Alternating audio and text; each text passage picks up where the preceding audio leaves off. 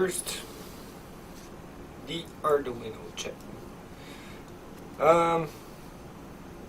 For this video, I choose to take an Atmega 8 PU with lip socket 28 pins. It's really easier to show you how to do your stuff instead of using one of these Atmega 8 in a smaller package.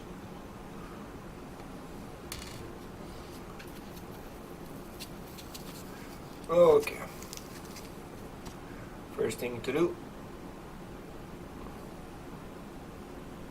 then I have to flash the microcontroller with the Xeno GC source code.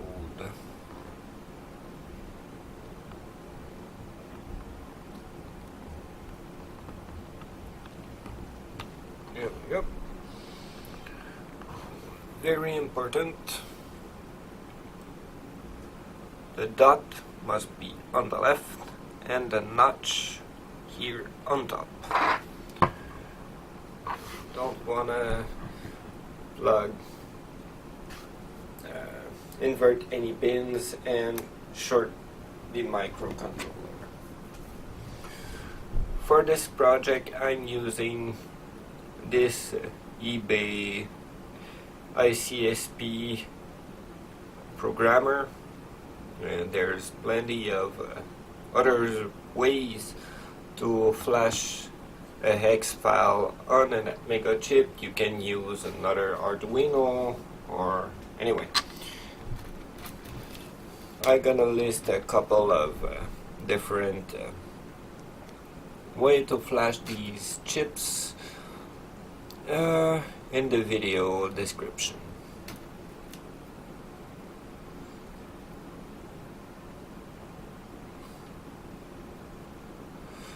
So, right now I'm just connecting the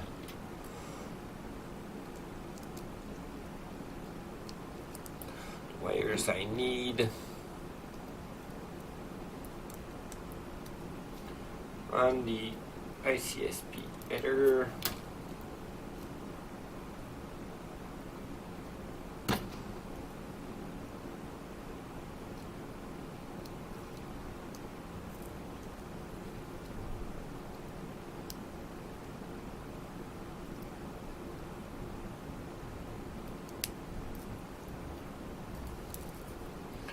There we go. And conveniently, the pinout is written directly behind. Okay, so V for VCC, or the 5 volts. It's my red wire, and the red wire goes on the 7th pin. 1, 2, 3, 4, 5, 6, 7. Here we go.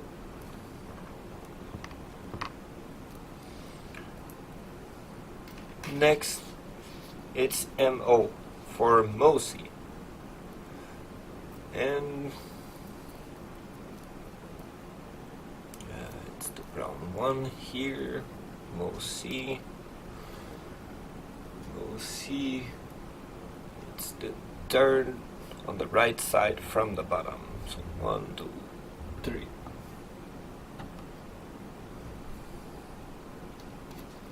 Now we have ground. Ground, it's the gray wire. Ground, you have 2 pins that need to be connected for ground on the Atmega 8. So it's the 8 pin on the left side, and you're gonna have to use jumper wire like these on the same row, just like this, and connect it to the 1, 2, 3, 4, 5, 6, 7th pin. 1, 2, 3, 4, 5, 6, 7.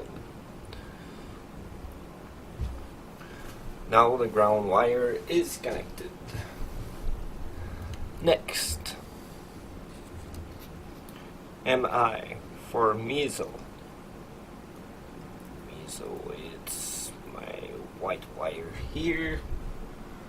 And meso, it's the 1, 2, 3, 4, 5. No, 1, 2, 3, 4. Meso, yep. So on the left side, 1, 2. No, sorry. On the right side, 1, 2, 3, 4. Meso. SC for SCK. It's my blue wire, and SCK goes here. So it's the 1, 2, 3, 4, 5, 5th pin. 1, 2, 3, 4, 5. Perfect. Now the only one left, it's R for the reset line. And the reset line, it's the first pin on top, on left.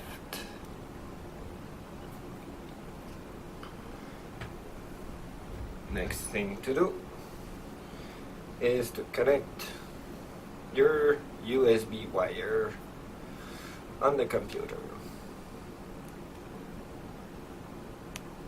Here we go. You could hear my computer make the new device detected sound, and the red light means that I didn't reverse any voltage and nothing got fried due to badly connected stuff. Now let's go to the PC side.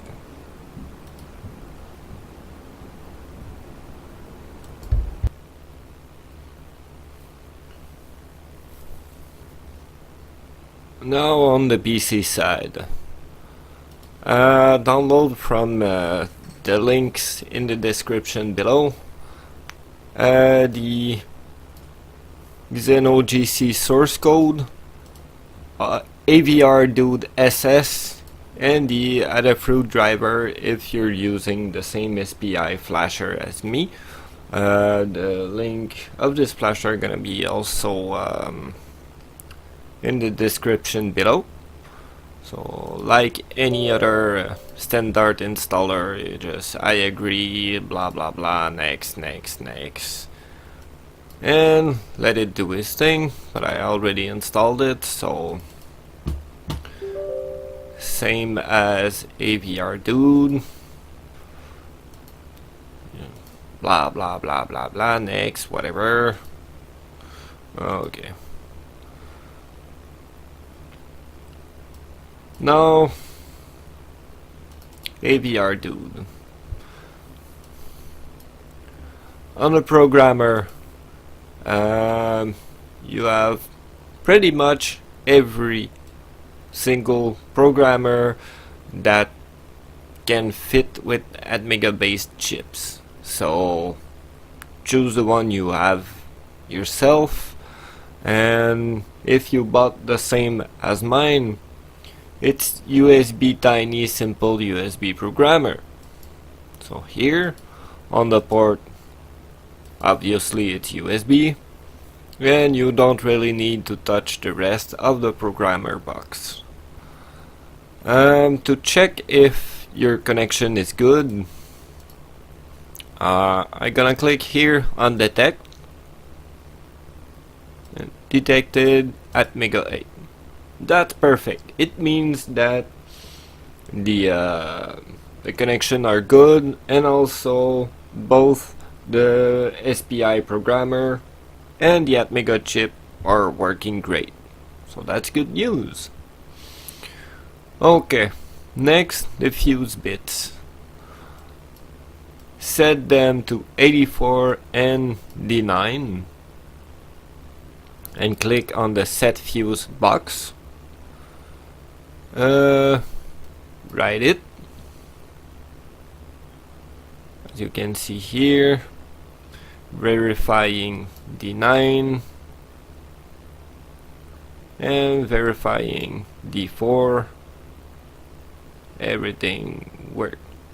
Oh, good. This will tell the Atmega chip to run at 8 MHz and use the internal oscillator. Now the file we have to flash. Gonna go in the Xeno GC source, Xeno AT binaries. Here are all the versions available.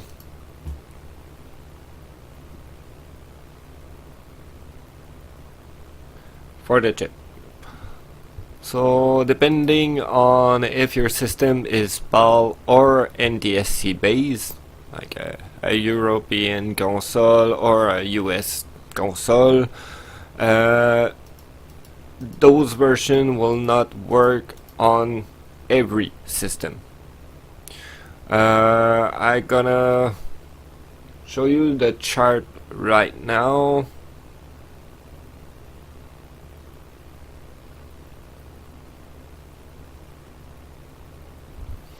So for me it's, well, my system is NTSC, so I'm gonna go with 1.03A V2. Click on open. Here, right. Now erase and flash EEPROM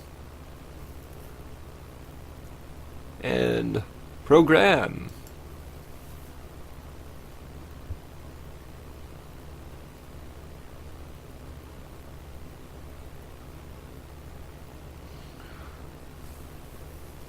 The RAM is flashed. Now it's double checking it. Writing the low fuse 84.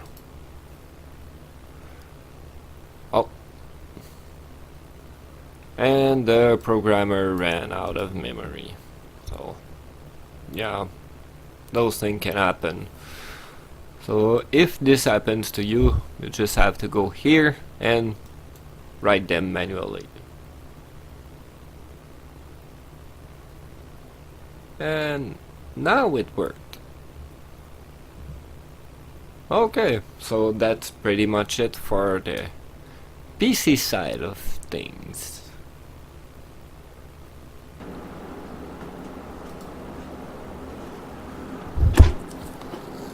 The Evo Retro all Nintendo screwdriver kit.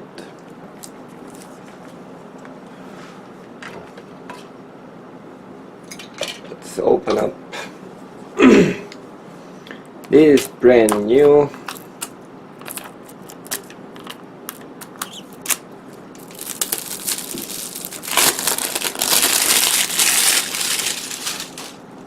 I love unpacking new stuff. Okay, let's see what we've got in here.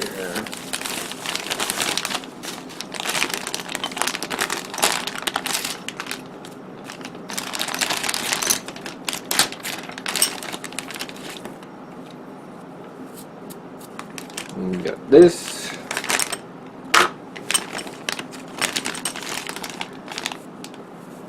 Screen cleaner cloth.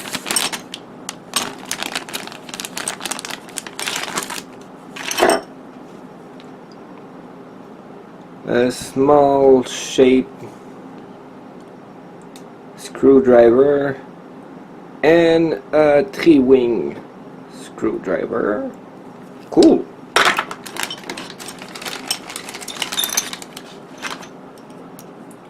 A section cup. And those infamous game bit screwdriver. And they have a magnet in the bottom of it. Cool. So this size is for the Nintendo carts, and If my memory is good, it will work for the Sega Genesis that use the same game bits, and this one is the one we need for the GameCube.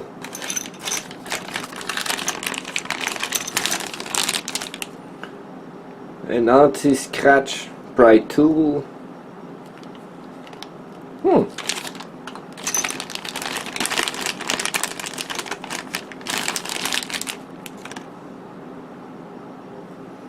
This one is a security Torx.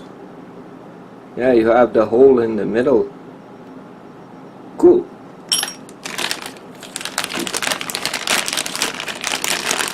And last, we have the guitar pick.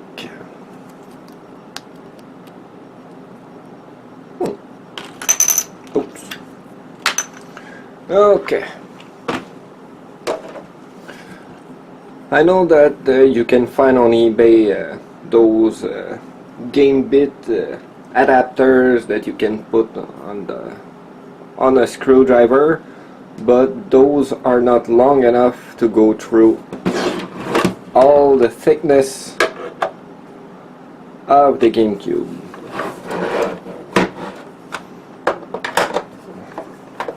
This is a used unit I got at the meeting this weekend.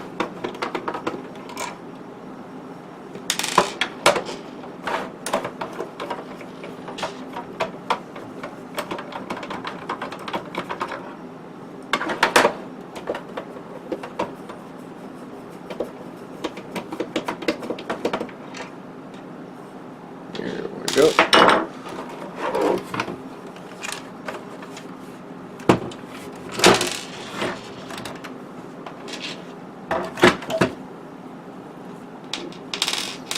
With the 4 bottom screws removed, you can remove the top plate. Well, the top case. Oh. Yeah, I tested this unit before to be sure that it was in a functional state.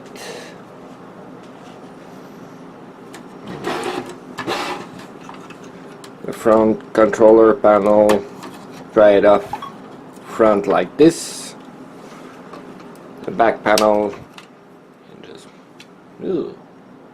filthy.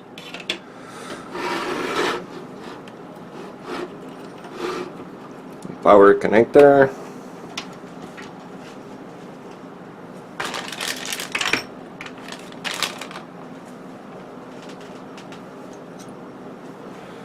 Okay.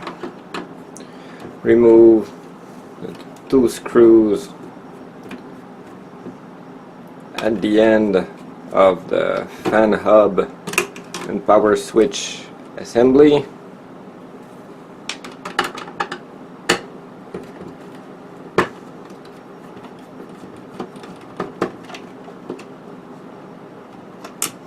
There we go.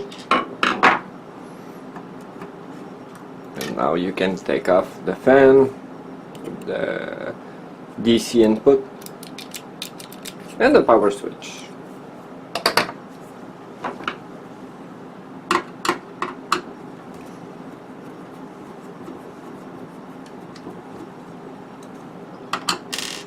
Remove all the remaining screws here.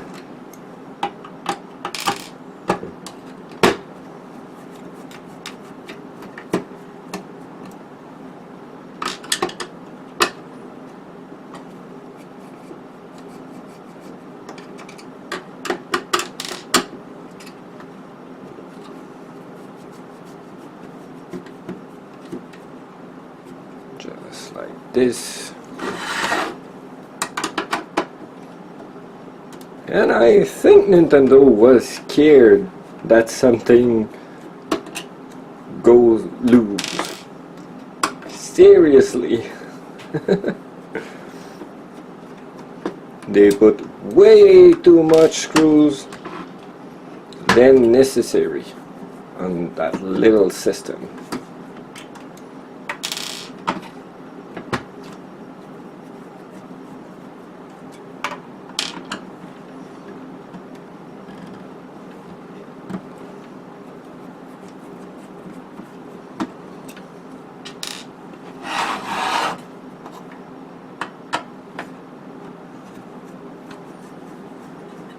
be careful to not touch the lens while you're moving your GameCube around.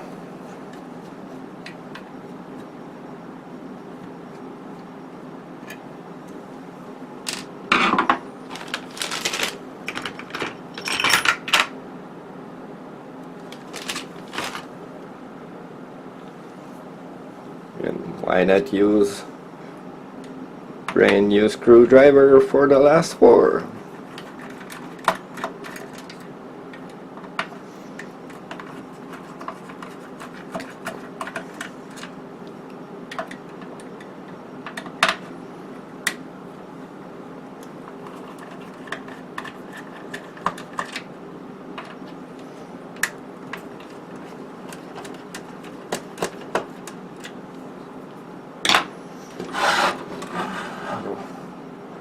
For the ground plane, you don't need to remove the screws.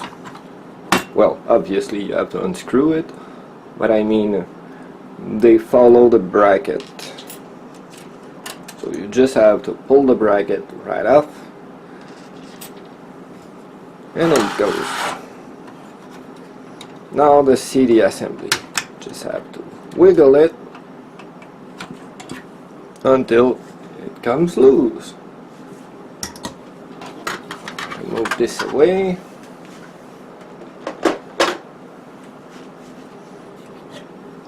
And for the CD part, still have to remove this protective panel.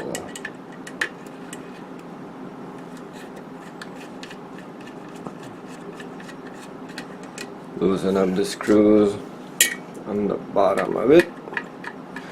Will give you access to the PCB of the CD-ROM.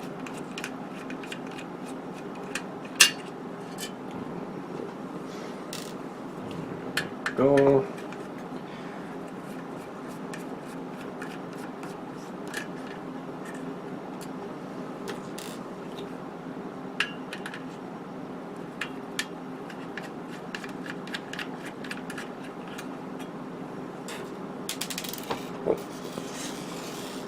Almost did a Linus.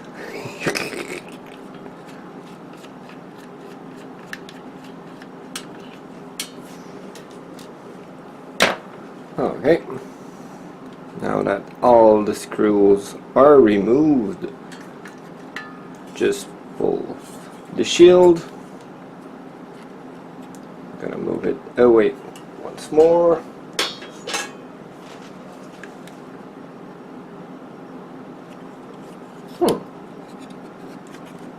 And here we go. I'm gonna replace this whole PCB because if you look carefully, I'm not sure if the cam will focus. There's 1 and 2 pads that have been ripped off the board. So obviously the older owner, well, the past owner tried to install a mud chip on it and totally screwed up the pads. Okay. Well, I'm gonna put that away and go find my other CD-ROM PCB. Okay. I finally found my replacement drive with untouched, perfect debug port pads. This is where we're gonna have to go and connect the mud chip.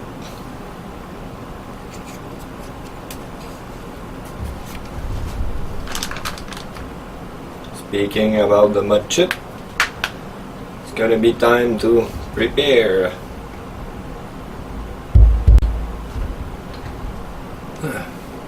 Take your cable,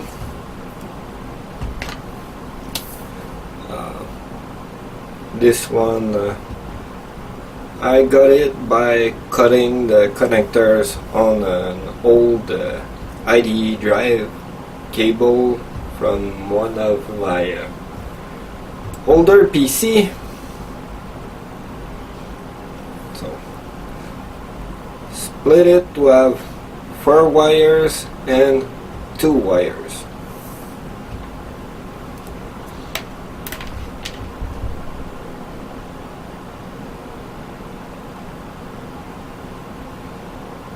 Split the tip again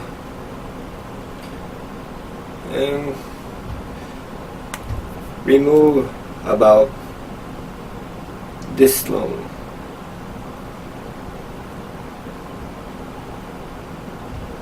Same on the other side, just like this.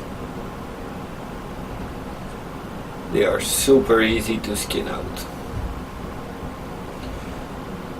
Twist the end.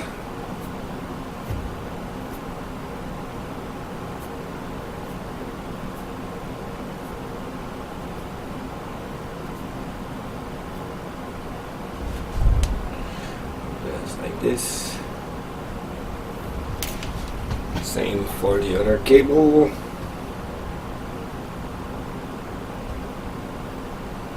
Split each wire about 1 inch long.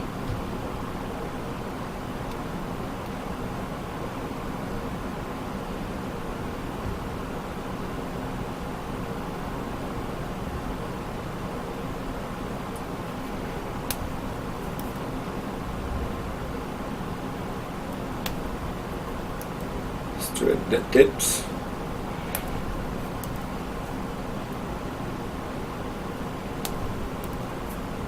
There we go. Twisting them.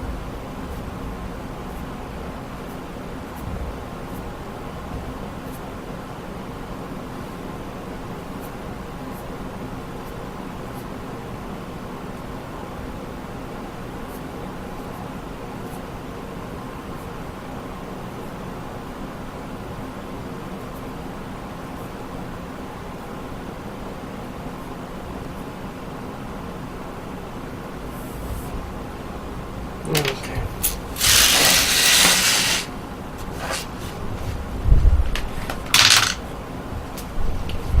Flux paste.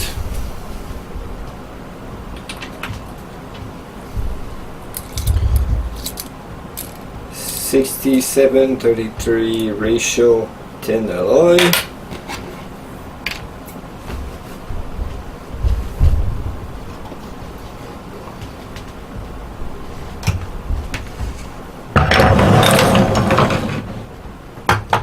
And my welding station.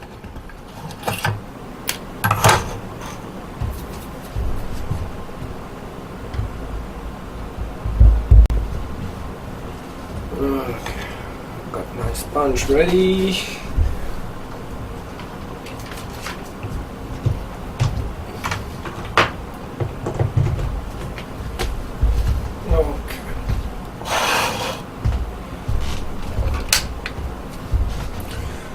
We're gonna reposition the camera. Okay. Oh, those are the pads where we need to weld on it.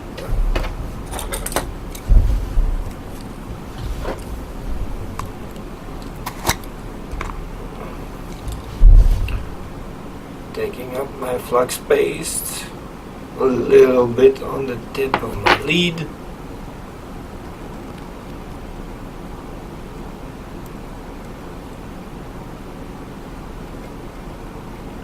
Applying the thinnest coat I can.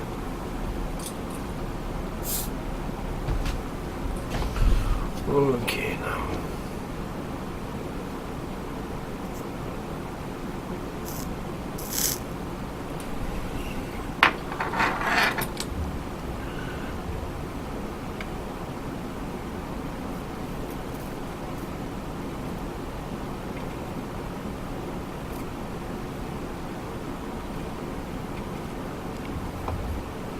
We careful to not bridge two pads together.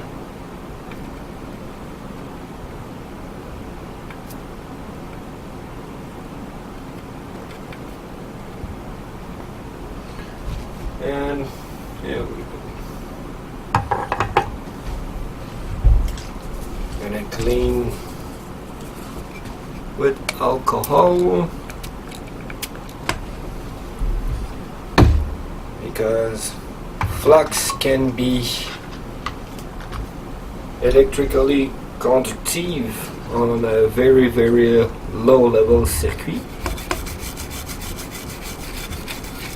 Low voltage circuit, I mean. So a little bit of alcohol, a toothbrush, just to be sure that it will not be an issue.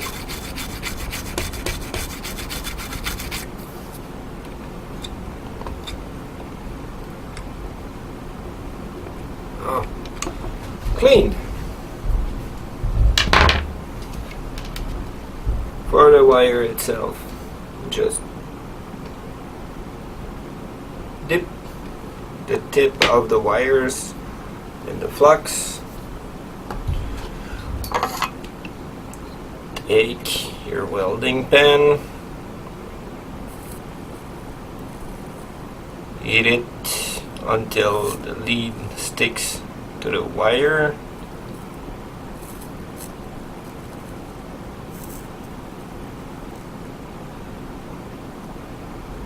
There we go.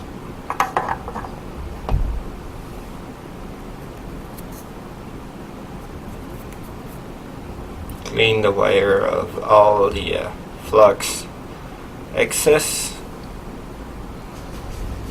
and measure the length of the lead you need.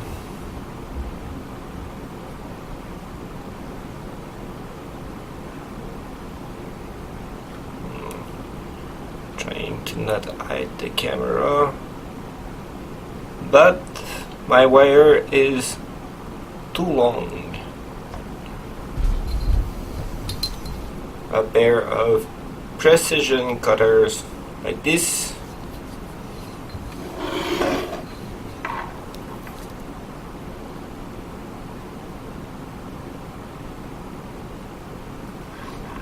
and you trim out the extra length of wire, exposed wire.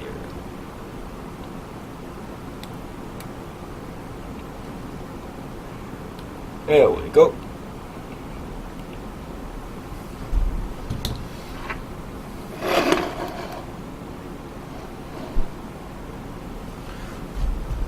Now, time to weld those in place.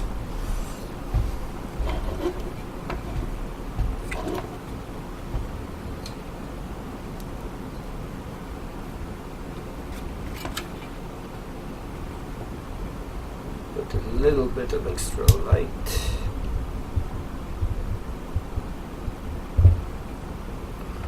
Okay.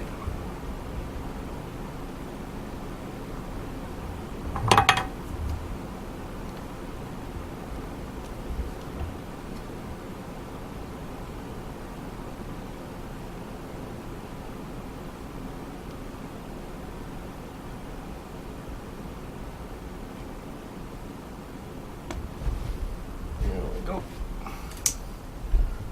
One done. Oh, crap.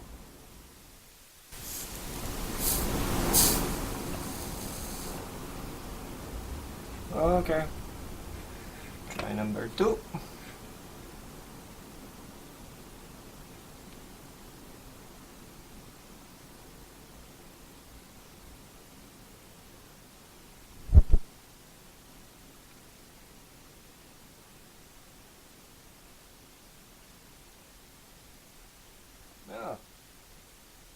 Now we're good. Wire number 2.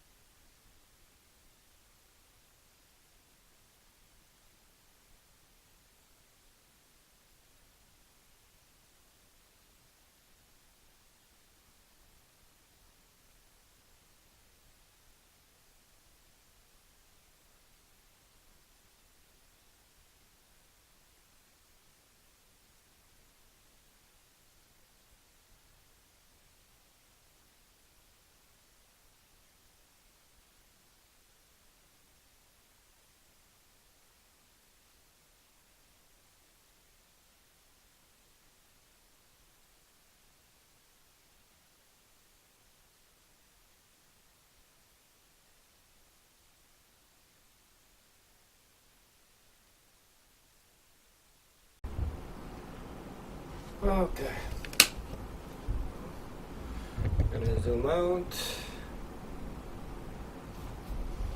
Remove my welding equipment for now.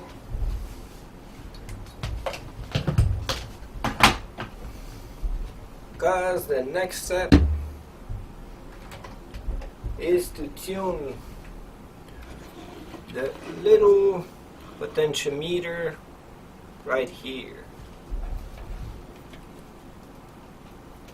The DVDRs are always harder to read than the normal CD. So, okay. Put your multimeter in ohm mode. Okay. Oh, I think I'm gonna have to reposition my camera again.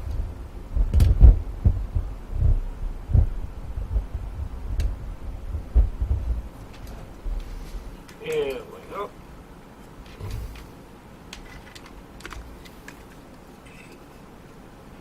Okay.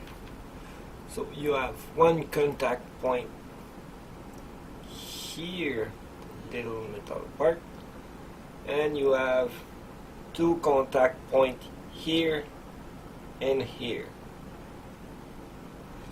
To adjust the potentiometer, I have to use the top one and the right one.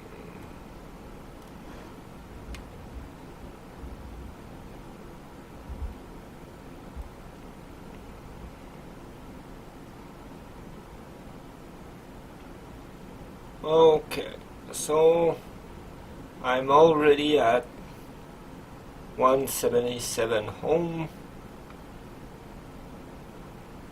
It should be good to go. There's a normal value for DVDR are around 200 ohms. One good thing done.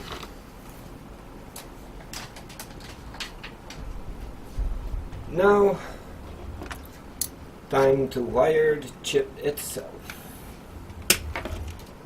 Move this away a little.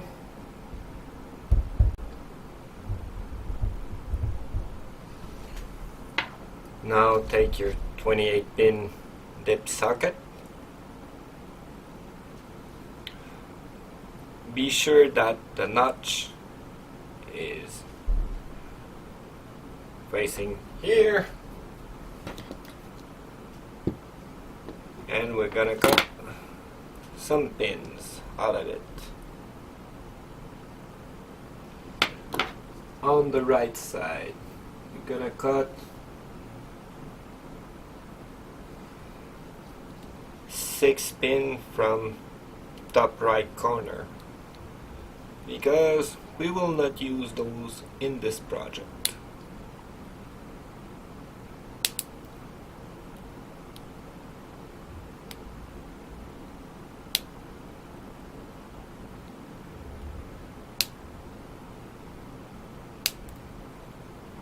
One, two, three, four, five, 6.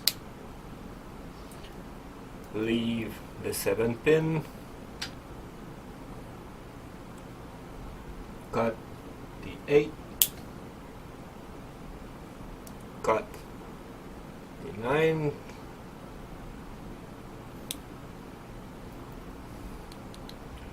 And from the right side bottom corner, you're gonna cut the second one. So your right side should look like this. Now on the left side, remember the notch here? You're gonna cut the second pin. Here we go. the third, leave pin 4 and pin 5, cut the pin 6, leave 7 and 8, and cut all the rest.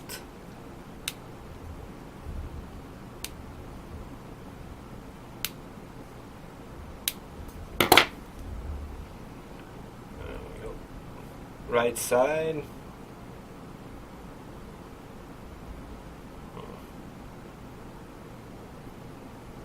and left side.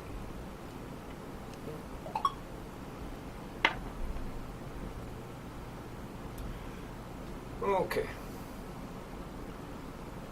Now on this side, you're gonna need,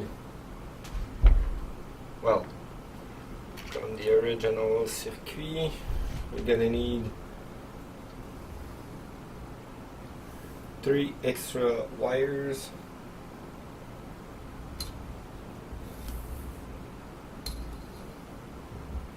Same as usual. Just strip them.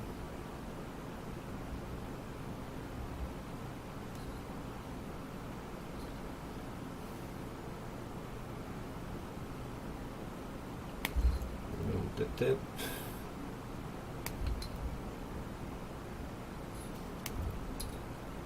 Here we go.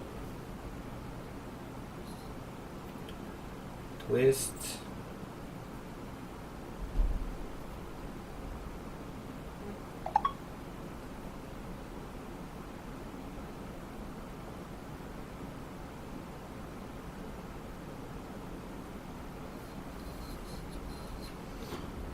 Dip them in your flux.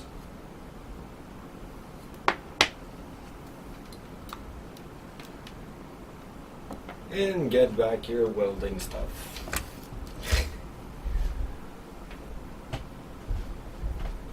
Okay.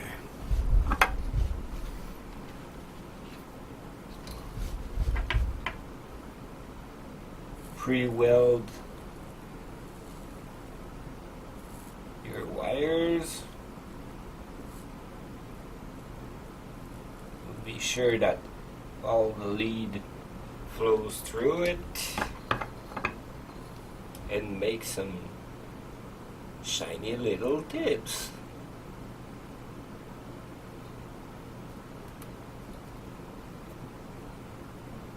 Okay. So those wires gonna be used for the diagnosis LED, but we gotta have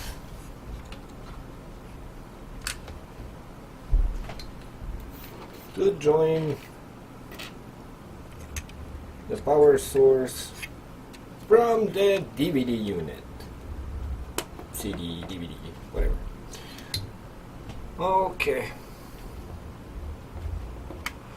So the wire from pin 10 is gonna go along here.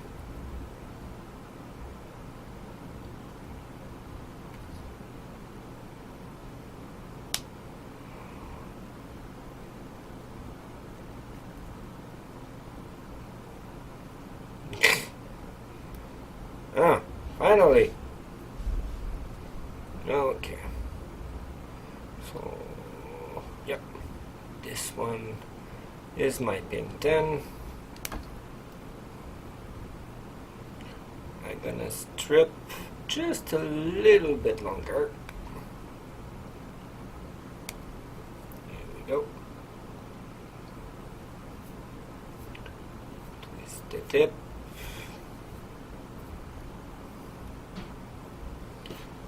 And use one of my 3 wires here I just made.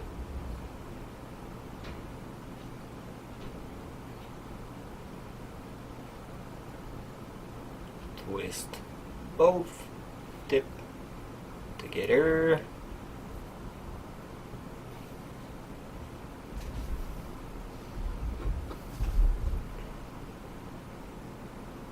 flux it, and weld once more. Here we go.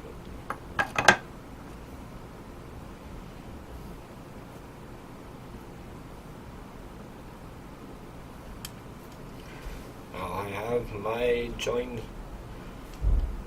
power wire.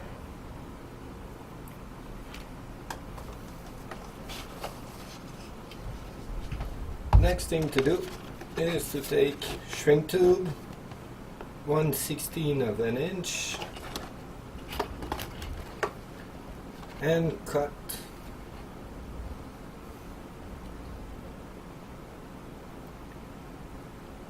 three little tubes out of it.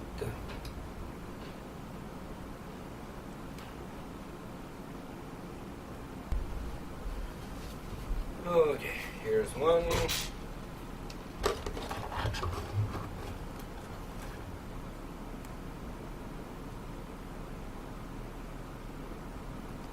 Second. And third. Okay.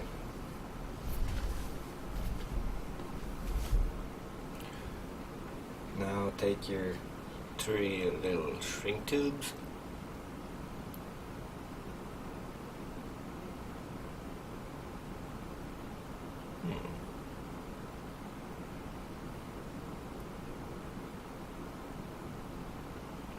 Yeah, I should have got a little bit bigger one for the double wire, but I just have 1/16 left in stock. So, meh. There we go.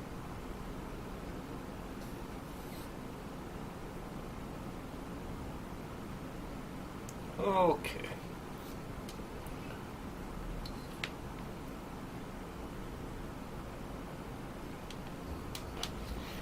Now it's time to prepare the socket.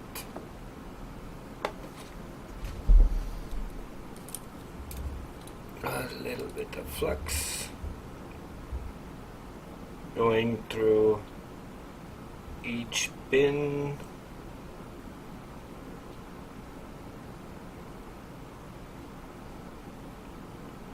And pre-solder them. It's gonna be really easier to hold the wire on it after,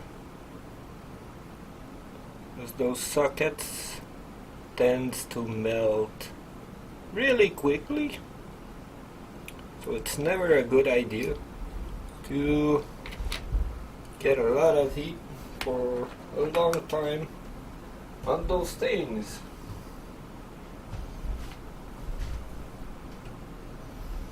Okay. Then I grab my third hand tool. Those things are super useful. Okay.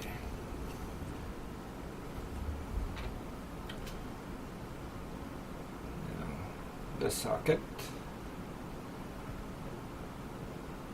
We're gonna weld the lead wires on this pin, and this pin.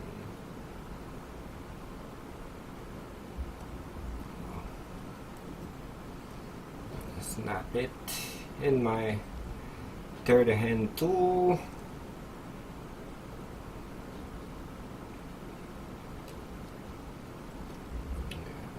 Go. Okay.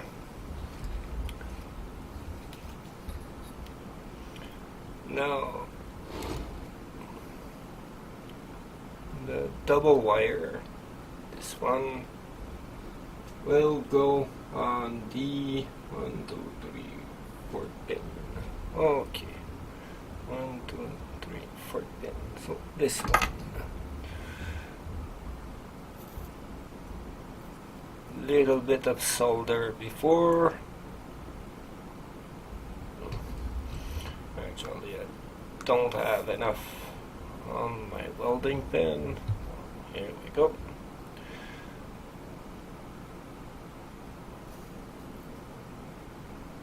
Welded.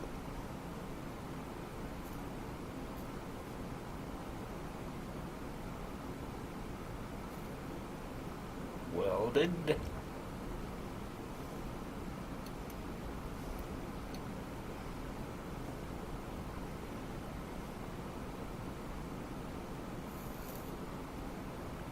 And welded.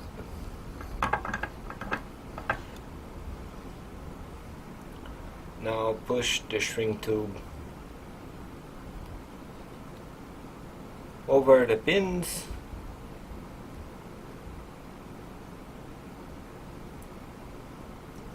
To protect the contact point.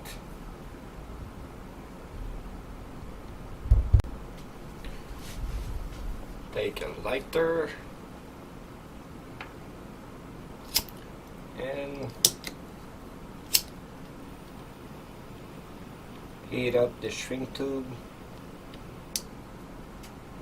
until it doesn't move. Here we go.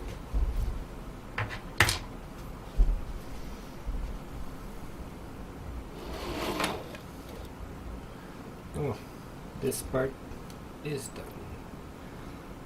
Now, yeah, this wire is the double wire, so it's my voltage, positive voltage, and those are my negative signal for the red and green diagnosis LED. So I'm gonna bring up the LEDs.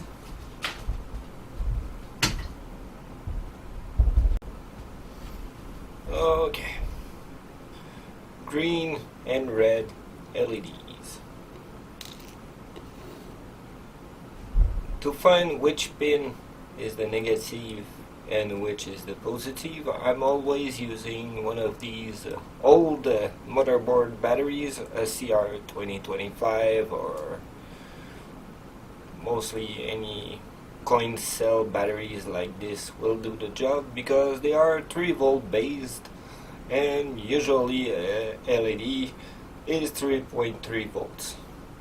So the center part here is the negative, and the biggest part is the positive. As you can see, it's written right here. So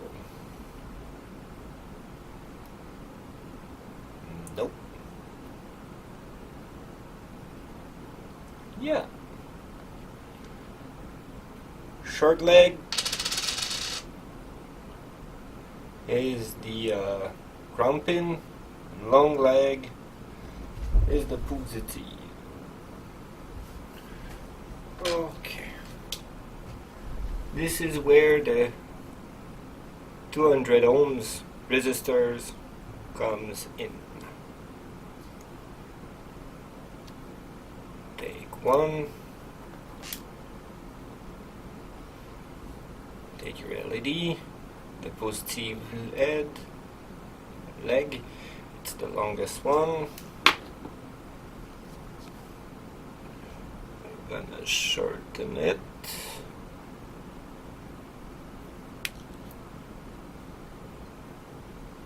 There we go. Taking up my resistor.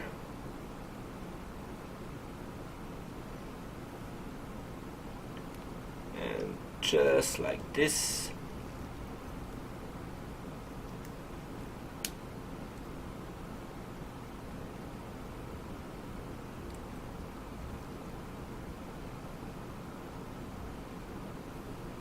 I'm swirling it.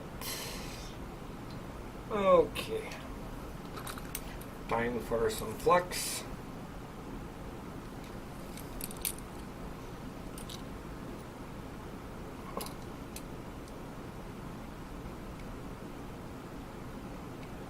Nope, this is more than enough. then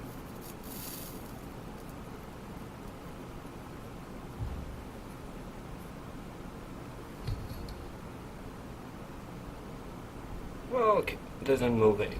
So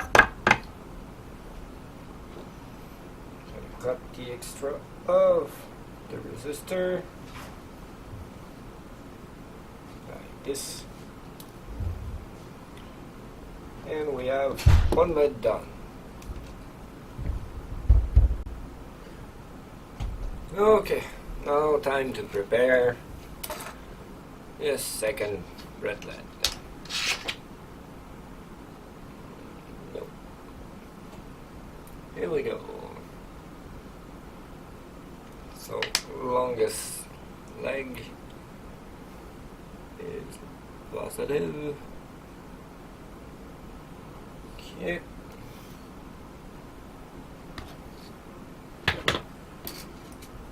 Another 200 ohms resistor.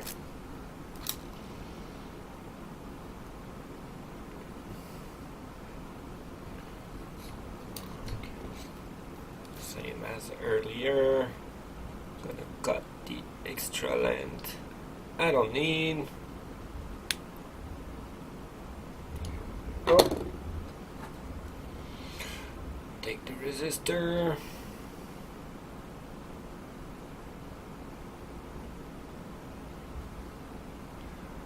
And twist over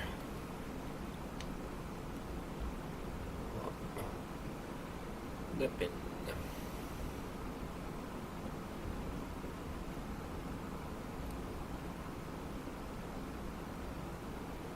Yeah, wait a minute.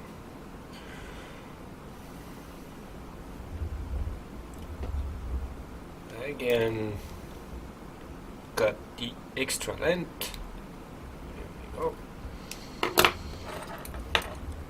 Little bit of flux.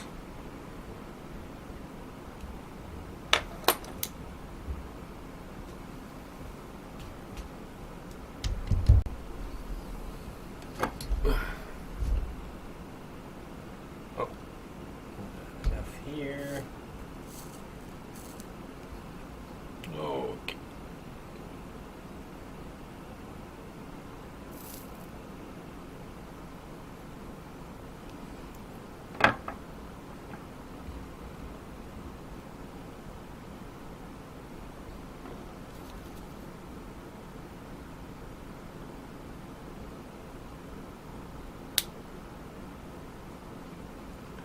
Perfect.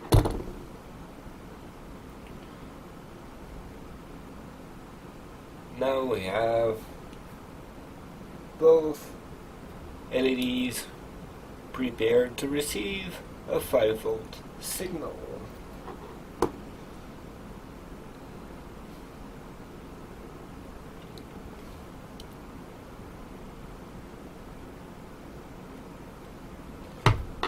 And remember that the side with the resistor is your 5 volts.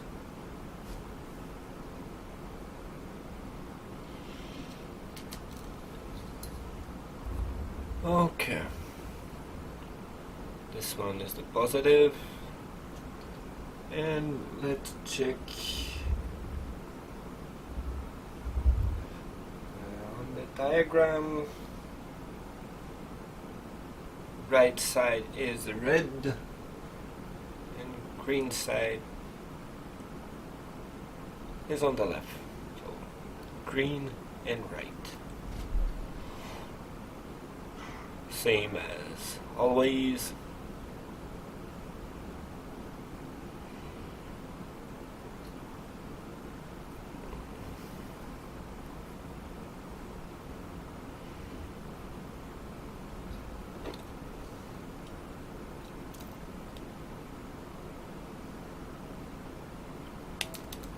There we go. This one is still the positive. Those are the ground signal.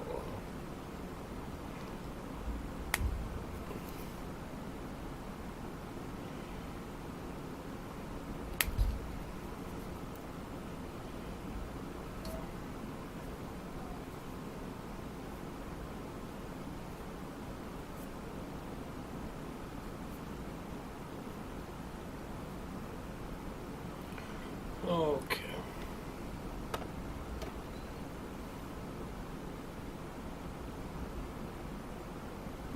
A little bit of flux.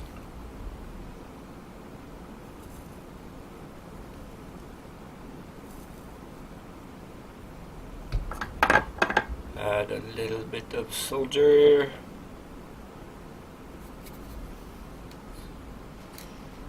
I'm gonna go prepare the LEDs. Same thing. Dipped in the flux.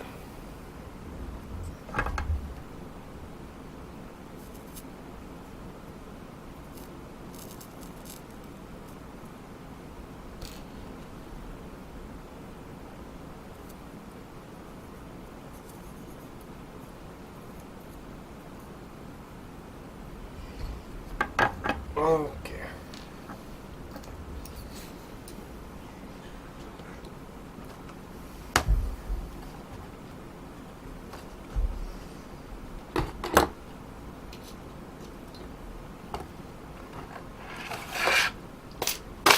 Now the shrink tubing.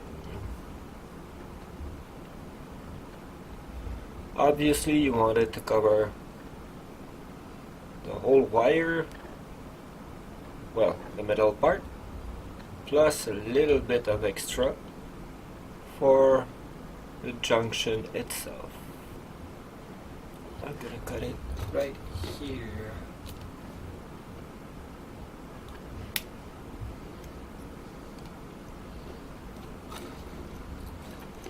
This one is for the red. Now the green.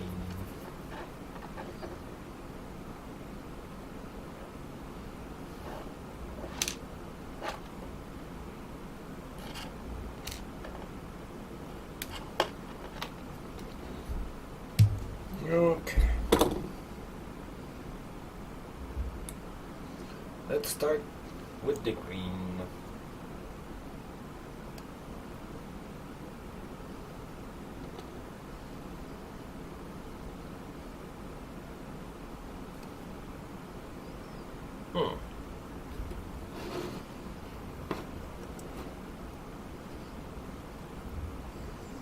I'm gonna use my third hand tool.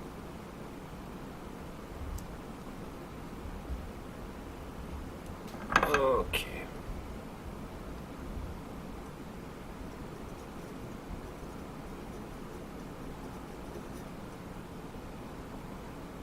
There we go. It covers the whole metal part with the joint.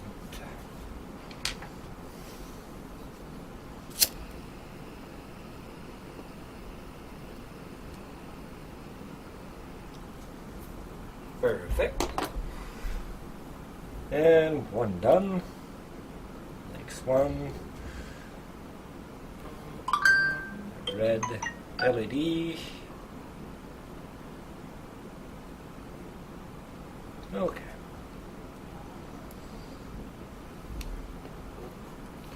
Shrink tube. Like this.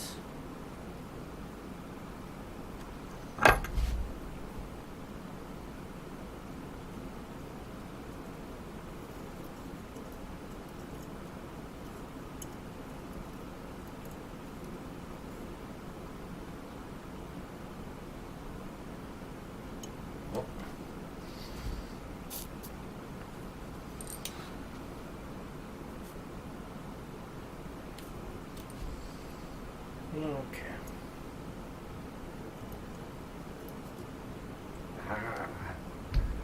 Way better.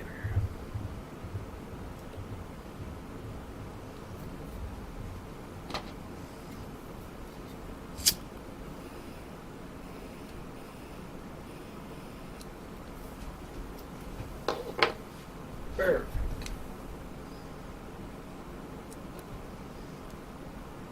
Only thing left is the positive line.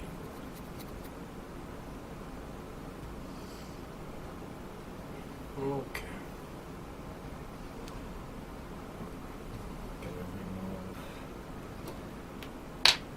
here.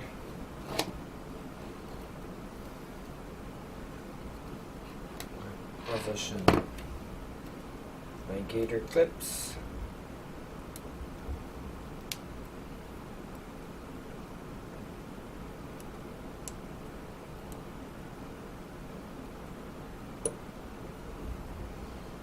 Okay.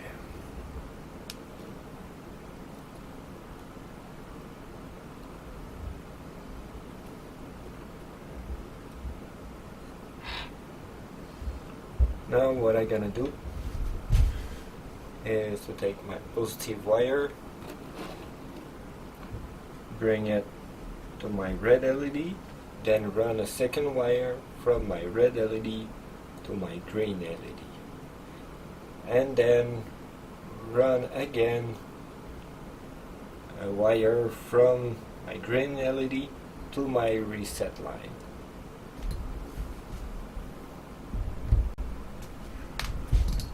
Okay.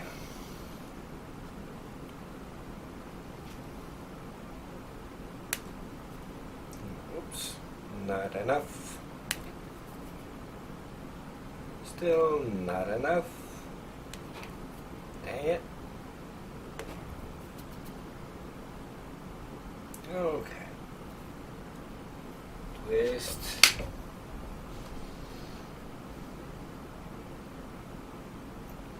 Little bit of flux.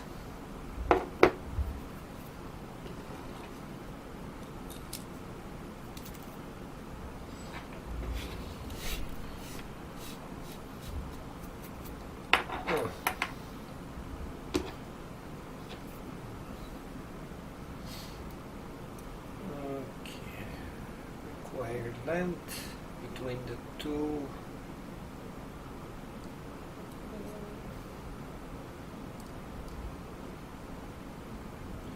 This should be pretty perfect. Alright, put my cutters here. Okay. There we go.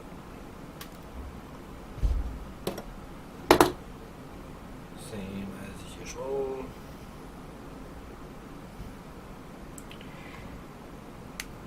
Strip the tip of the wire, twist it. Okay. And for my return line, this one I chose a red to differentiate it from all the other wires, because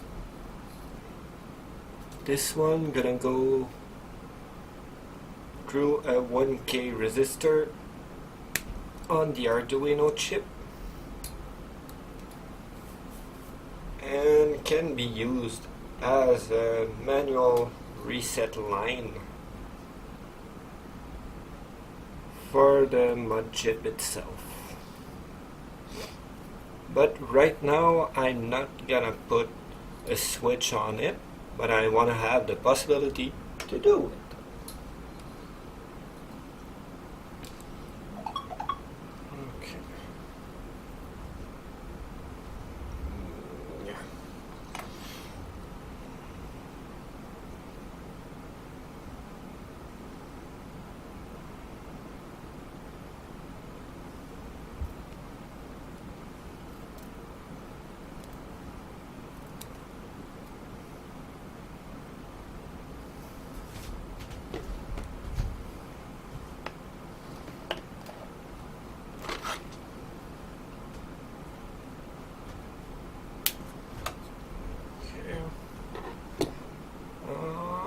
This might be too much. Just a little bit shorter.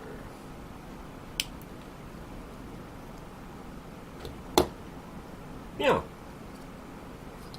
So this tubing is a little bit bigger. It's 332 inch or 2.4 millimeter.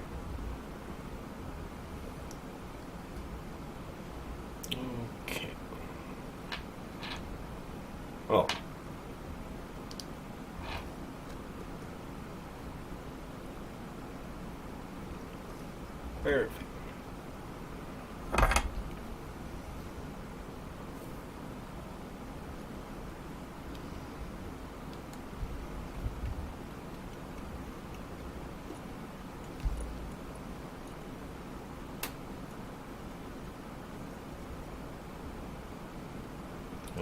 Okay. Welded.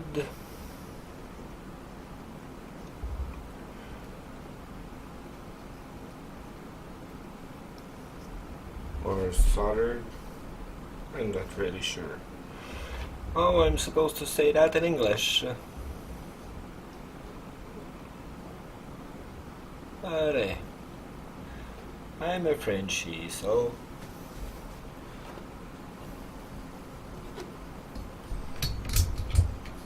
okay. Got another length of shrink tube for the other side.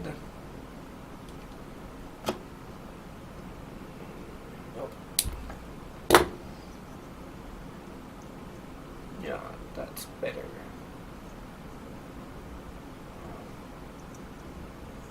Slide the shrink tube in. Little bit of flux. Re-weld.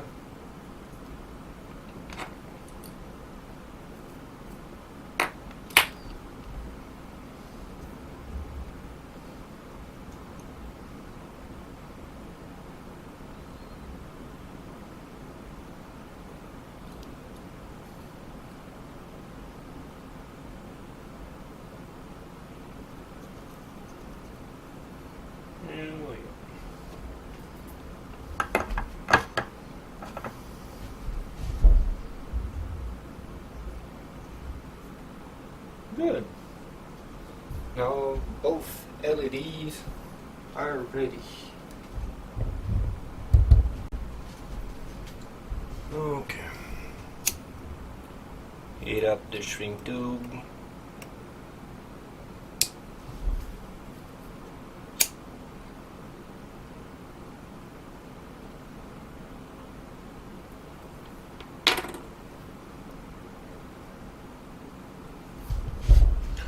Okay. Now both status LEDs are wired and ready to go. Now my reset line wire. I'm gonna be sure that I have good length. Okay.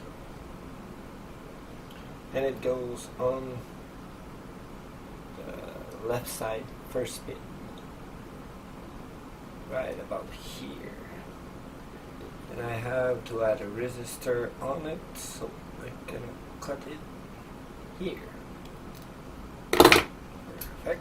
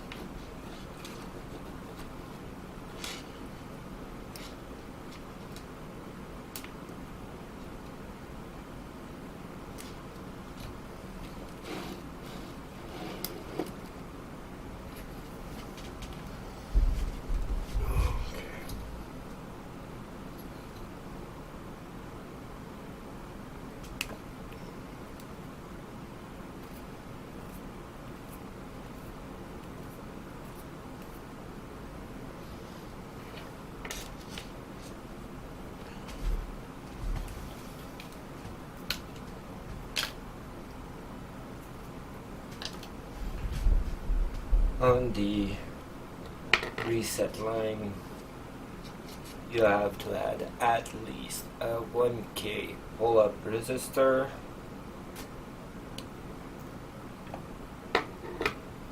to be sure that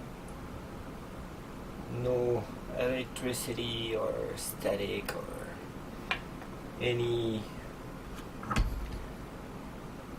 anything triggers a reset of the chip when you don't need it.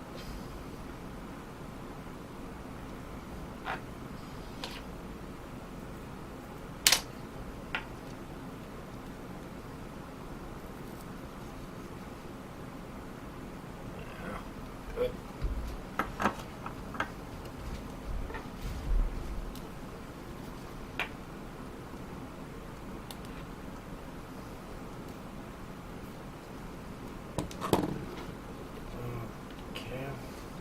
reset line is here. Gonna say shrink tube.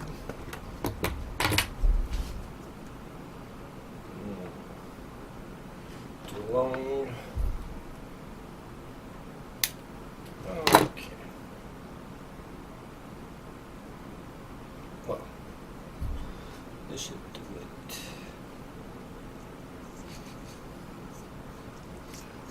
Okay. As always, flux, pre-weld.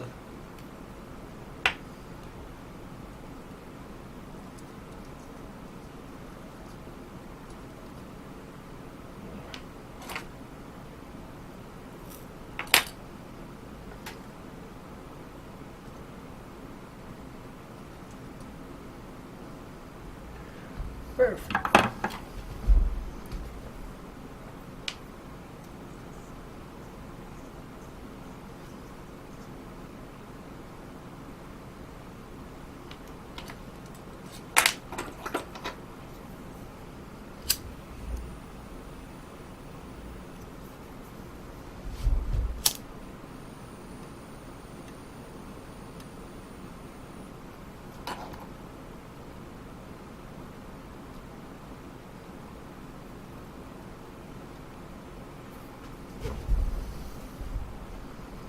And if somewhere in the way I want to put a manual reset on the reset line, I just have to splice a switch on this wire and connect it to any ground inside of the case or the board itself. Any ground point will do the trick.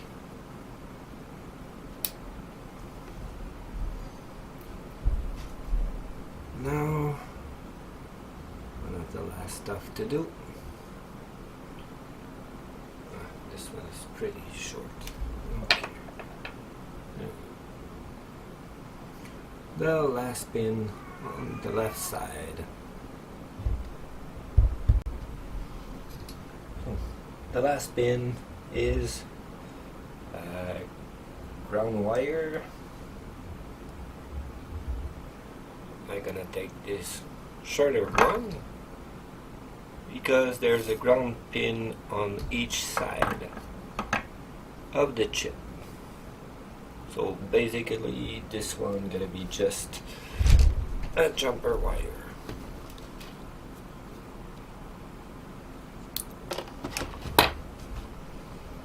A little bit of shrink tube.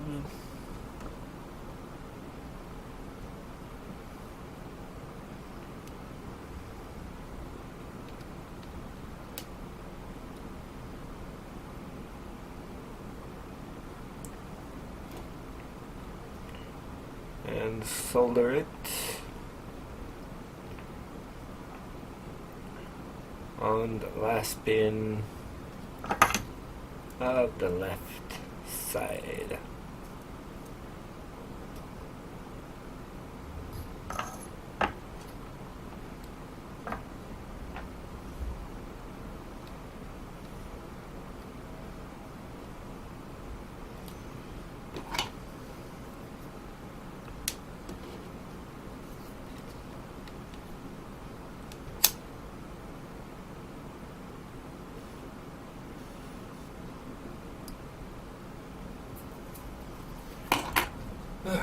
Perfect. One side done. So, reset line, green LED, red LED, LED positive voltage, ground wire. Now the other side.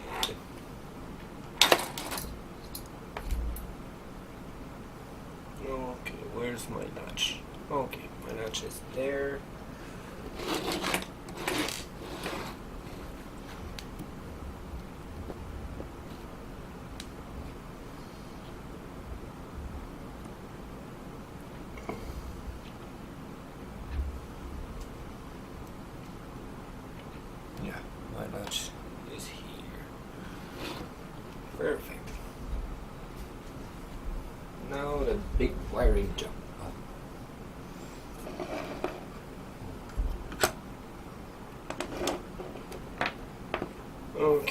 remember on the DC board, first pin is your ground wire. It's the lower left one. So it means on my cable, this will be my ground wire.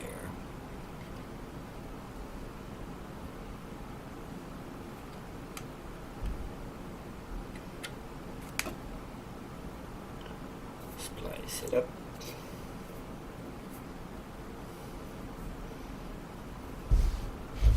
Here we go. And remember that extra ground wire, this one gonna be connected to the second ground pin here, the first one on the right side. So it's pretty much too long right now, so I'm gonna cut it a little.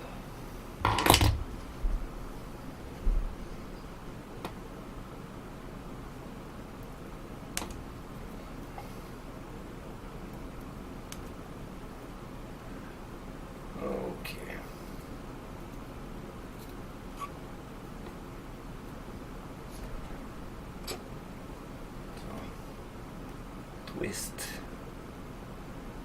the ground wire from the DVD on pin 1 with the ground wire on the left side. As usual, a little bit of flux, pre-weld. Remove the extra. A little bit of shrink tube.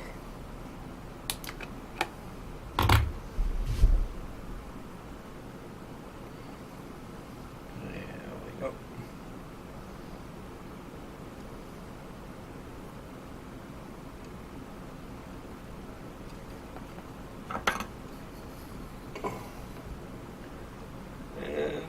Soldered to the first pin on the right side.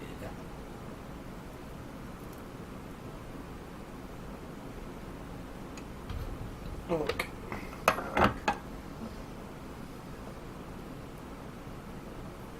Yep.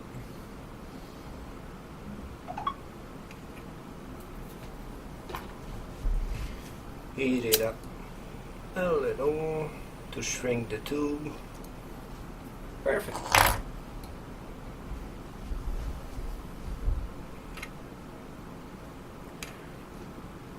Okay.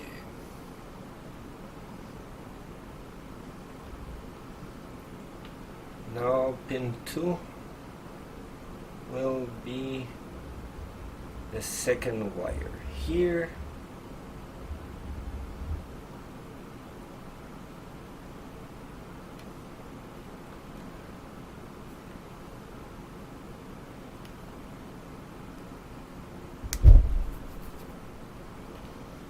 And it goes on the second pin right here.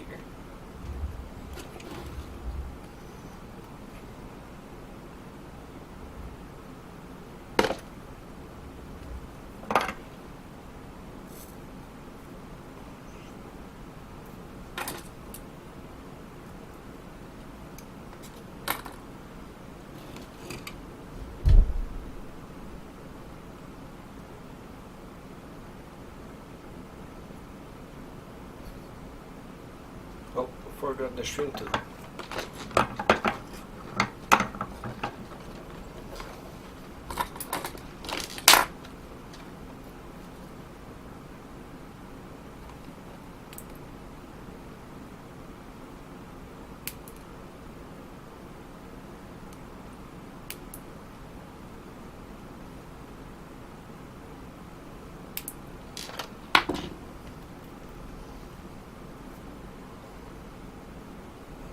Okay.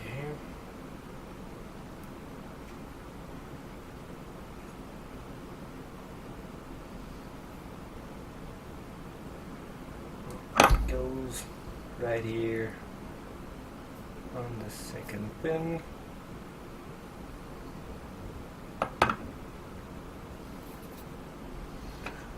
Okay, now the thing is that the third wire, or the third pin here, goes on this pin.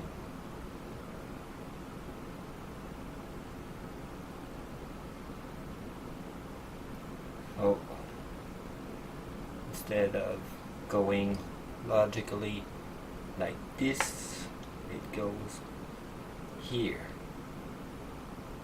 on the last of the 3 pins.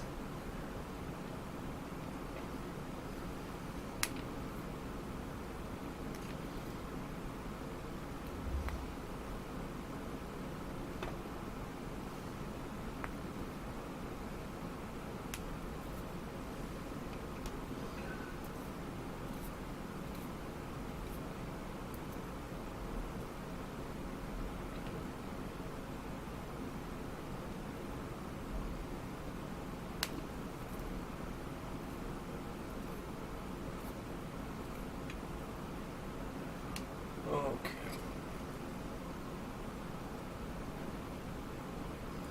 So the last wire from 4 pin goes on the middle pin here. Like usual, pre-flux. And pre-solder. Don't forget the shrink tube.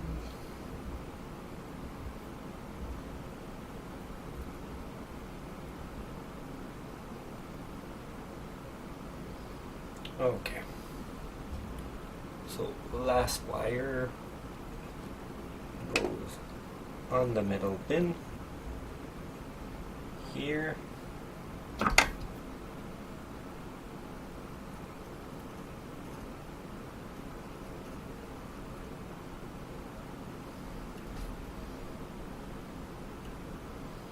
And wire number 3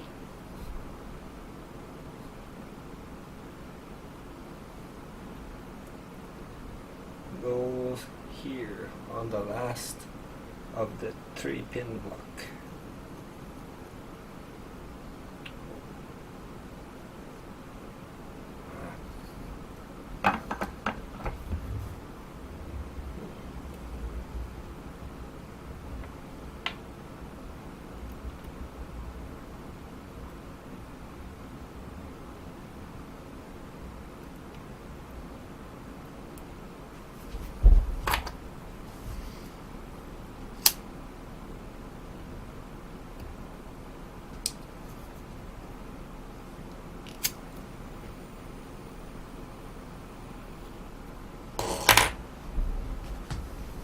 Okay. Now, last one. In here, remember the 2 wire from the top part of the diagnosis header on pin 10 and pin 6. Pin 6 is your last wire here. And it goes on the lowest right pin.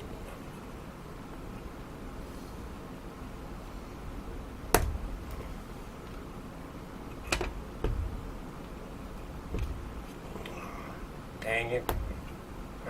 Finally.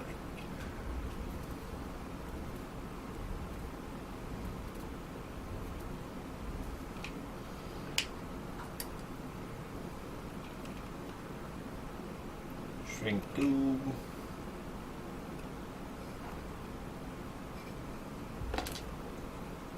Flux.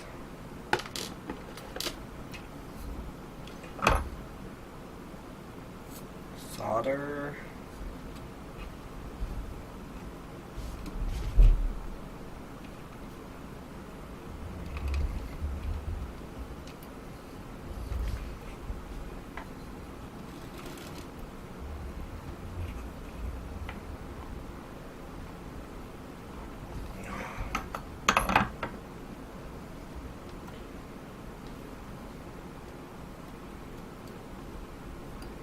this is one of those moments in life where you will need effort and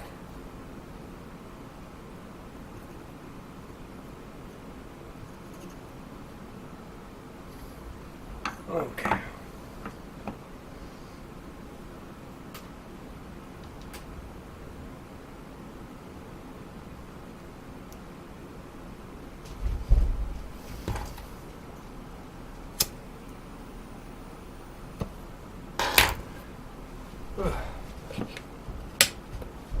Finally.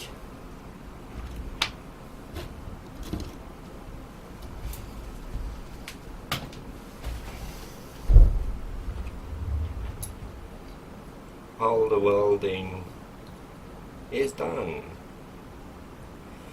Oh, you should have your socket populated at this point.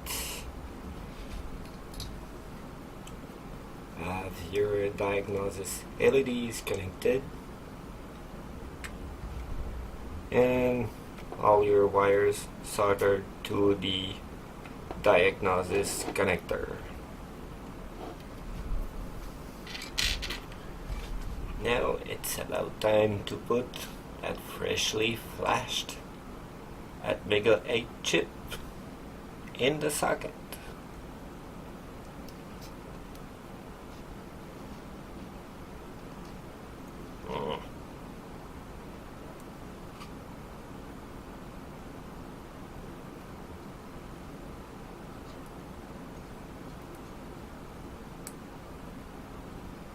Perfect.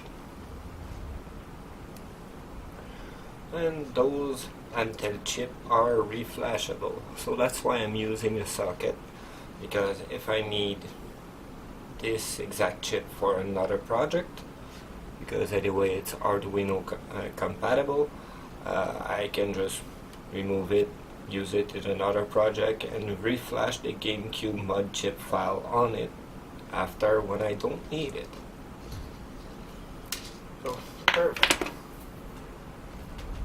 Okay, I'm gonna pause the camera for a little while. Time to clean up all my stuff on my table and prepare the GameCube for the reassembly part. Okay, now time to reassemble. So this grid goes here. First of all, gonna move the cables where I gotta be sure that they are not pinched. Put the plate back on top where it's supposed to go, just like this. Be sure that my wires are free to move, and then put back all the tiny screws.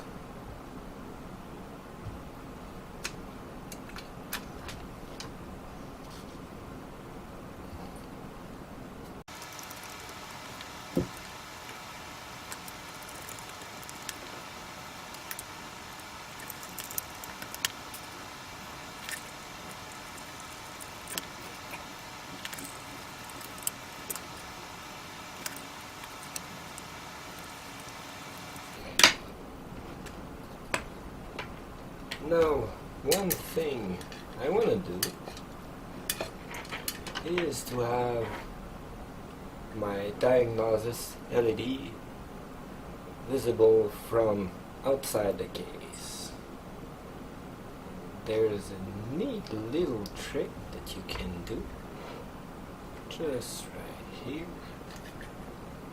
by moving the wires right here on the side of the connector. There's a small crack where you can slide the wires for the LEDs in.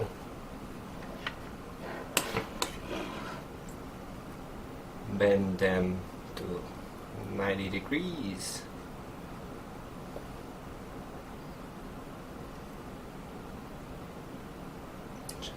this.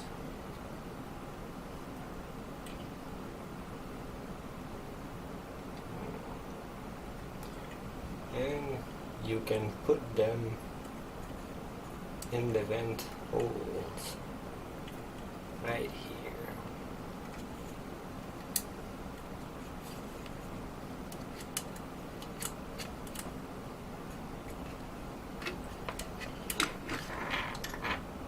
From the outside of the case, they're gonna be easily visible.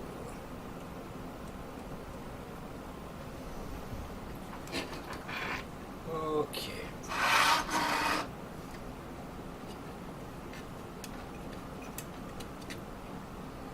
Now, time to put them back where it's supposed to go.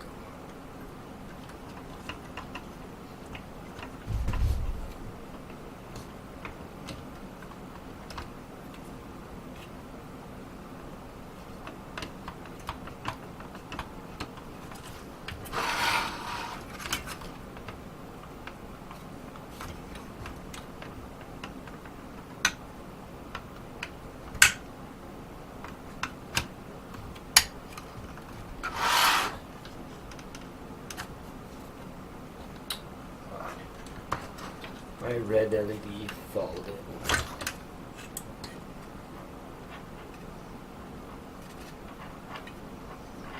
Okay. Try number 2.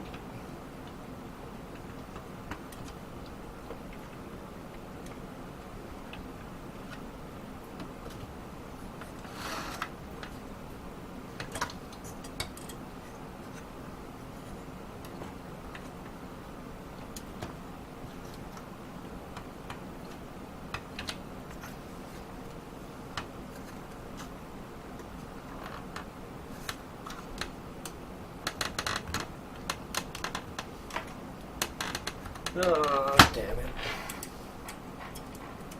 The red LED won't fit. Okay, well, seems like I'm gonna have to find another place for them.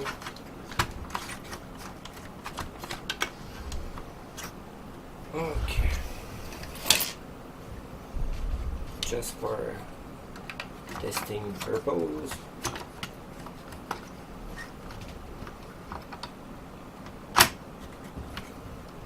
Put back the fan block.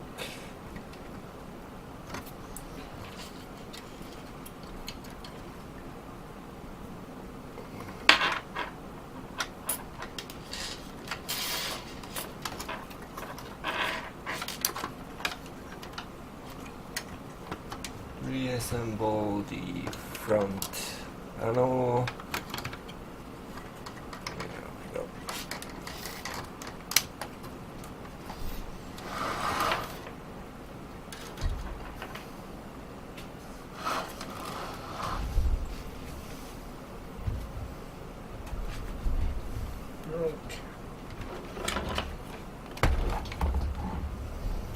Well, I don't have 200 TVs, so I'm gonna take my PlayStation monitor here.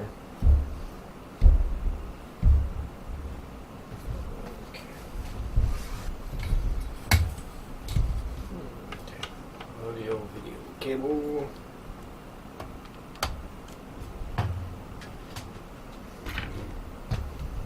The power brick.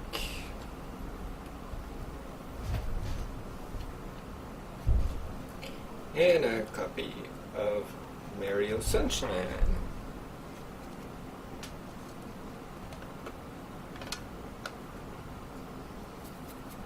Yeah, for the testing, I didn't receive my mini DVDs, my 3-inch DVDs yet, so I burned it on a big one.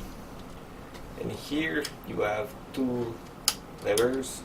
Those are the switch that detect that the lid is closed. So you have to hold them backwards like this. Let's see if it works.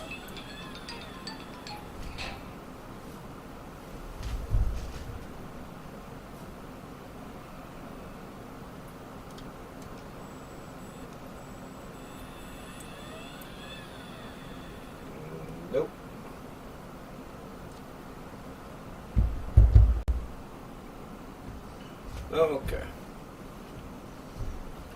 Well, after doing a couple of tests outside of the camera recording, I found what was my problem.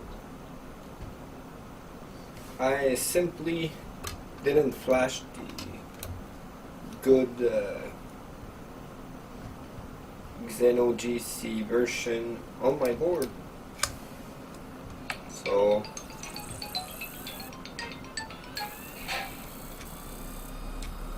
with the good version, now it works.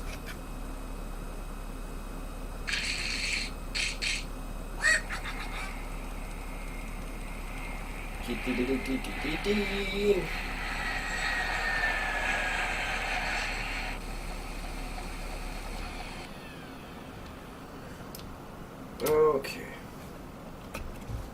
Now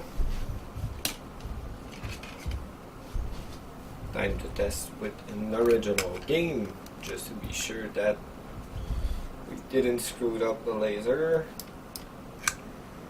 and it's still being able to read original disc.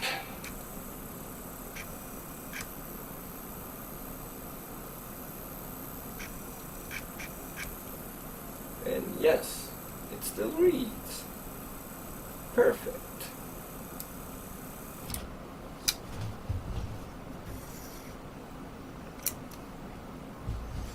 Okay. Let me move the screen away. Disconnect the cables too.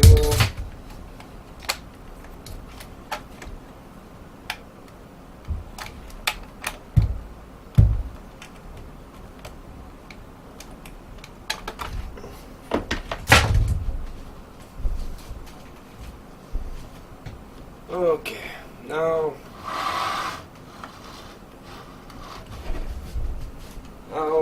I wired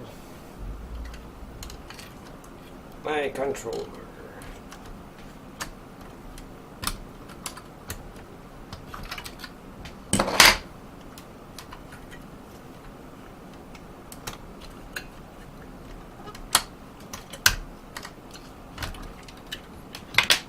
Okay.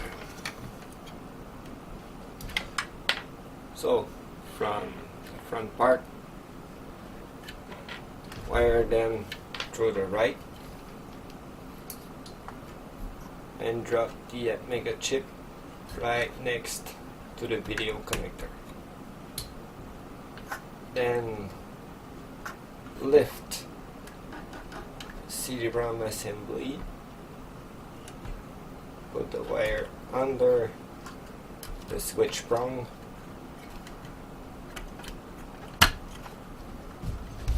connect everything back,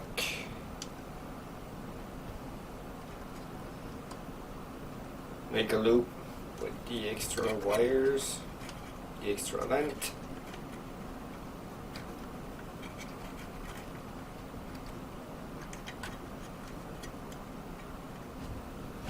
and that's pretty much it.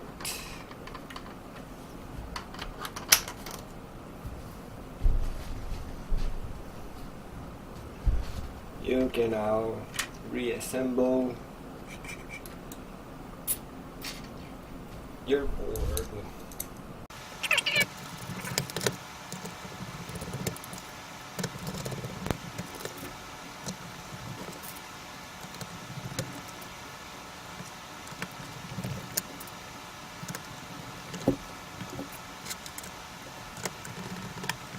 Thing to note is that this screw right here and those 3 screws must be there before you're reinstalling the fan and power hub assembly.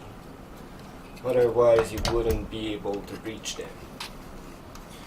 And you can also put the mega chip under here. There's plenty of space.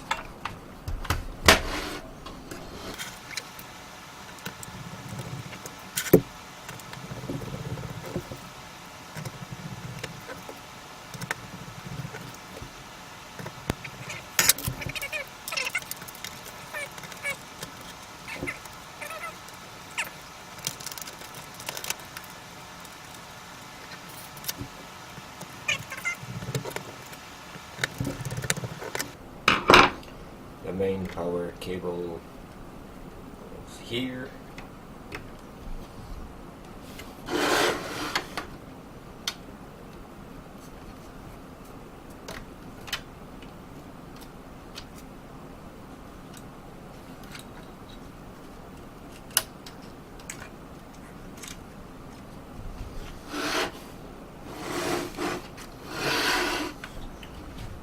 Extra length of wire here, just pinch it like this, make a nice little loop.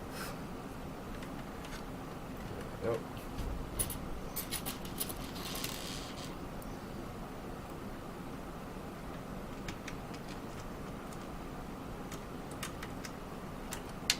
Ground brackets.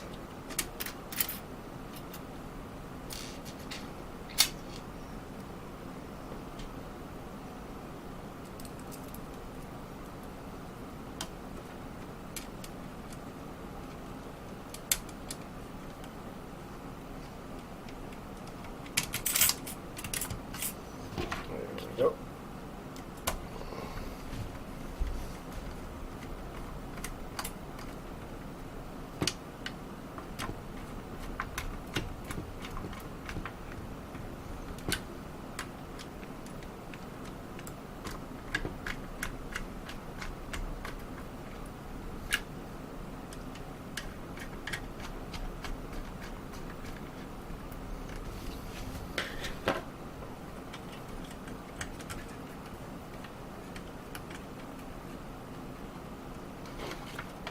The faceplate.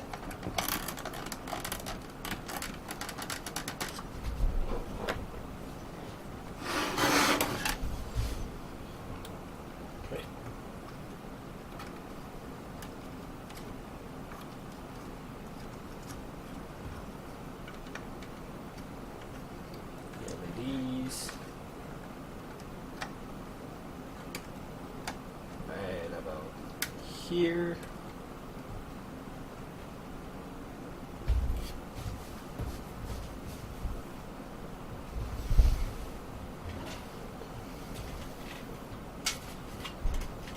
And finally, the top cover. Oh, almost forgot.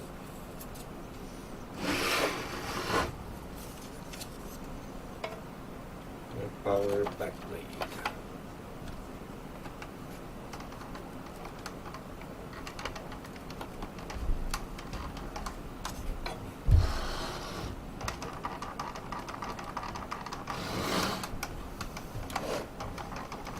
Oh well, seems like it's touching plastic part.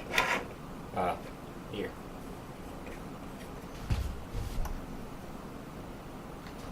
So I will reposition chip .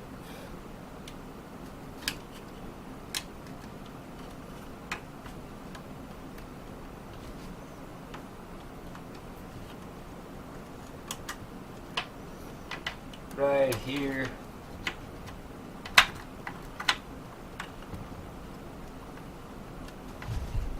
Under the board.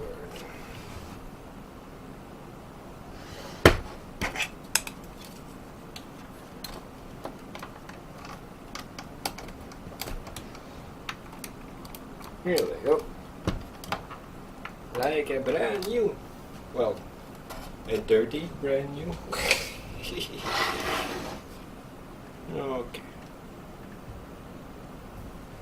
These.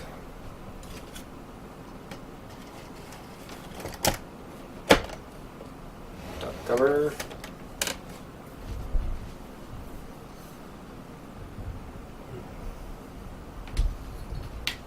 Well, let's screw everything back. I want to show you what it looks like with the LEDs.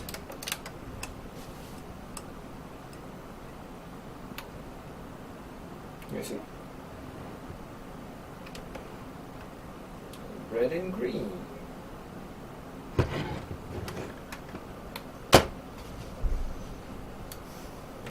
Okay.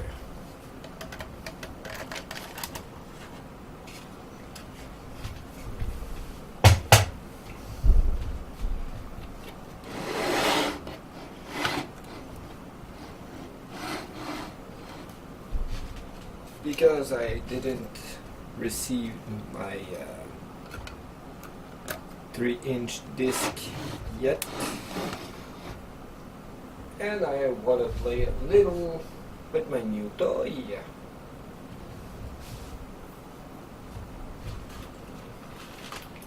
I'm not gonna put the top cover right now.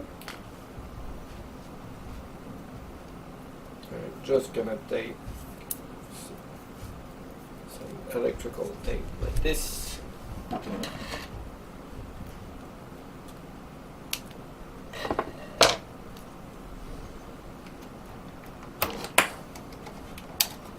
Remove the back lid.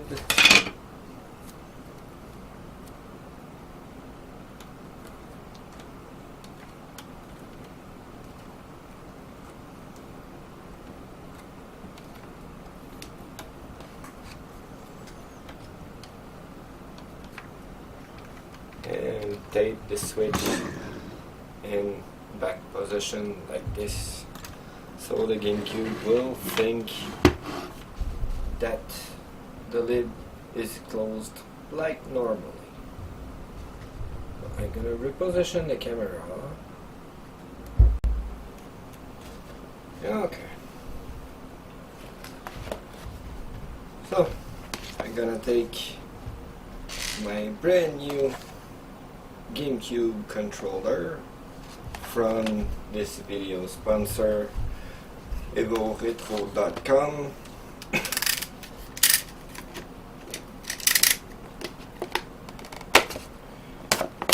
It's a company here in Montreal.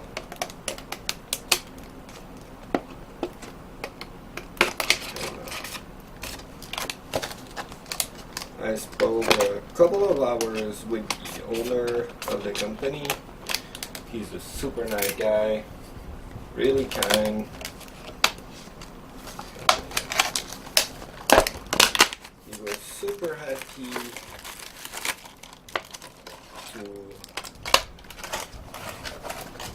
sponsor a couple of products for absolutely free, and asking me to give an honest review if his product sucks. To be honest and tell that it sucks, and if it's good, well, you know what to say. So, in their GameCube controller kit, you have an extension cord. Well, I don't need it right now. And a classic GameCube controller with a GameCube plug. So, let me take my original controller here.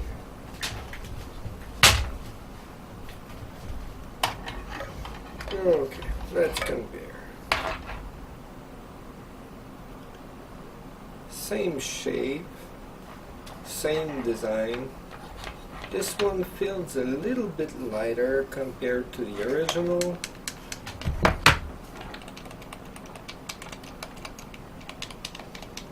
Buttons and stick are a little bit harder to push.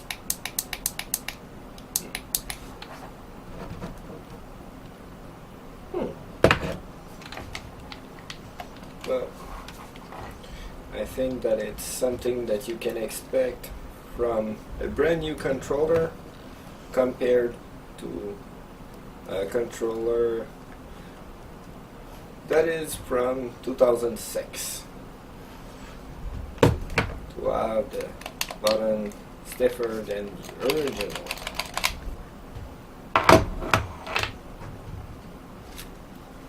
One other nice thing they sell too is this GameCube to USB adapter. So you can play with either original or aftermarket controllers on your PC, Wii U, Switch, and I can confirm that it works also with the Raspberry Pi and various other single board computers like the XU4.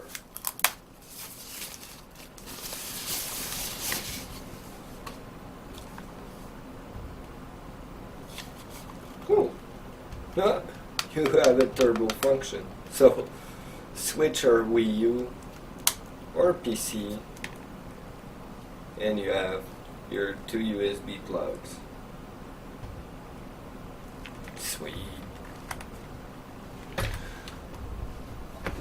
Okay, enough talking.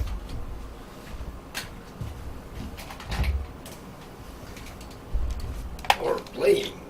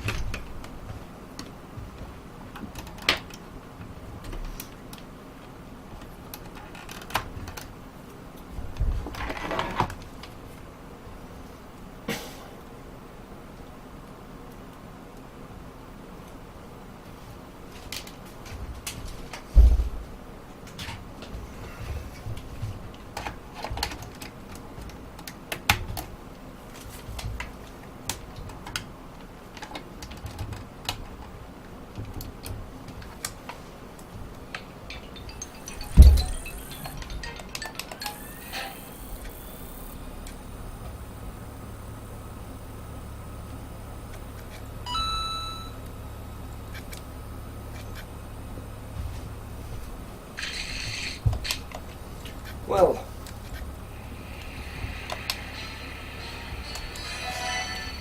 thanks for watching. Oh, the controller vibrates. Cool. Hit like if you liked, hit dislike if you disliked. Please don't forget to subscribe and hit the bell icon. And well, it's been a super long video, great DIY, and see you in the next one. And I hope that you're gonna have as much fun as I have playing this old game. No, boys, don't touch that stuff. Goodbye.